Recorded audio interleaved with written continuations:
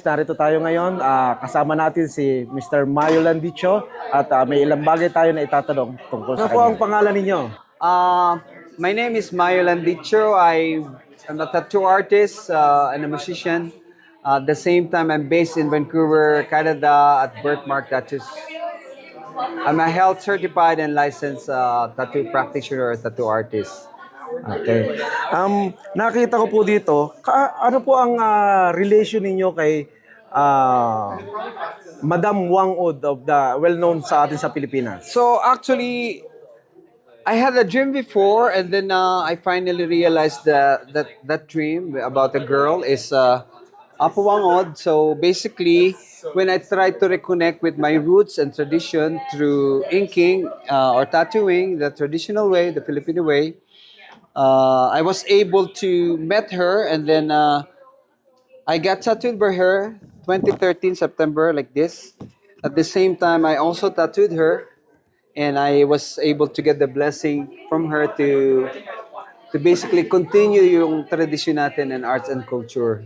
Kasi nga not everyone can always go sa back home, yung it's very costly, and yun nga yung time pa rin, at saka that's why I'm trying to bring it here na in a safer way. I design my own tools based on the tools that she uses, but I do use a pre-sterilized, pre-packed, individually packed, and disposable needle. Kasi nga, I am always get inspected by the Health Canada, and I don't want to lose my license, of course. So, and at the same time, keeping my clients safe.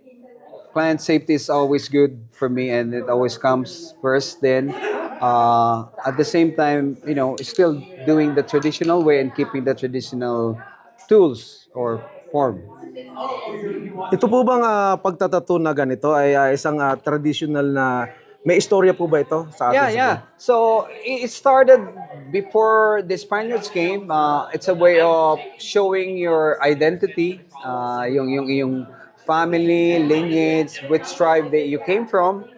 But after the Spaniards came, it was lost for a while. So there's a group of people that we're trying to revive. The first one is, of course, yung Apat na Alon, yung grupo ni El, and then si Lane, at saka there's a lot of books that was written about this too, the revival of the Filipino traditional tattoo. Kasi nga, it's a part of our cultural heritage that we wanted always to keep and preserve, and hopefully pass on to some younger generations. I've been practicing this, the hand tapping even before I met her. I was doing more of the traditional Hawaiian Polynesian tattoo. But after learning that there's someone that's still alive doing this, I went there 2023. So basically, probably 18 to 20 years na din yung traditional, or 16. But yung with the blessing, because I met her 2013, so basically it's like 13 years with the blessing. Okay. Because I really wanted to earn this spot. I don't want to just tattoo because I can do it, and I had the capabilities or skills to do it. I wanted to really keep it special. So with the blessing is always good. Kung may mensahe kayo na sasabihin sa ating mga kababayan, ano po yun? Mensahe, we need to keep a part of our traditional culture and heritage, not just tattoo. I also do play the traditional instrument. And of course, yung fashion, yung food, especially, if we can continue to keep it. Ayun yung ating, it's always a message to the younger generation to keep it. And then, as a parents, myself, we need to teach our kids about the identity and our part of the culture so it will be preserved to the next generation of Filipino-Canadian.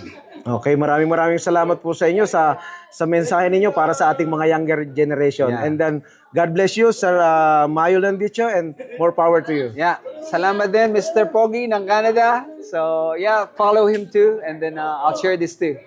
Salamat. Salamat po. Salamat.